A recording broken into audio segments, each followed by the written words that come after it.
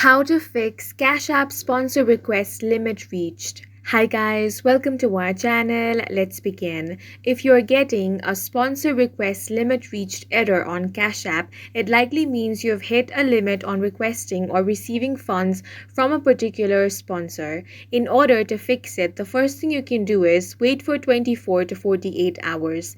Cash App may have temporary limits that reset after some time. If you've sent or requested too many transactions in a short period, waiting could solve the issue. However, if you do not want to wait, then the next thing you want to do is contact the Cash App support. For that, launch open Cash App on your device, then tap on the profile icon at the top right corner. Now you want to scroll down and find the option of support. Tap on that. Here, you want to scroll down and find the option of chat. Now you can simply chat with the customer support of Cash App.